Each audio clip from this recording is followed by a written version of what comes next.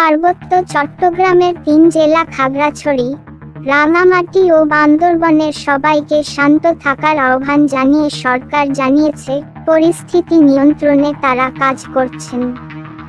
আজ শুক্রবার অন্তর্বর্তীকালীন সরকারের প্রধান উপদেষ্টা ড.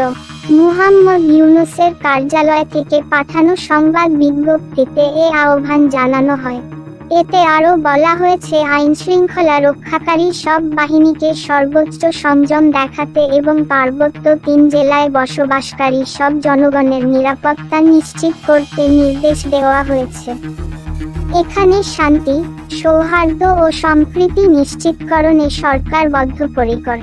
এতে আরও উল্লেখ করা হয়, আইন নিজের হাতে তুলে না নেওয়া এবং ধ্বংসাত্মক কাজে লিপ্ত না হওয়ার জন্য সবাইকে নির্দেশ দেওয়া হয়েছে। সংবাদ বিজ্ঞপ্তিতে আরও বলা হয়েছে, আগামীকাল শনিবার স্বরাষ্ট্র উপদেষ্টার নেতৃত্বে সরকারের উচ্চ পর্যায়ের একটি প্রতিনিধিদল খাগড়াছড়ি ও রাঙ্গামাটি পরিদর্শন করবে। এই প্রতিনিধিদলে আরও থাকছেন পার্বত্য চট্টগ্রাম বিষয়ক উপদেষ্টা, স্থানীয় সরকার উপদেষ্টা এবং প্রতিরক্ষা ও জাতীয় সংহতি উন্নয়ন বিষয়ক প্রধান উপদেষ্টার বিশেষ সহকারী।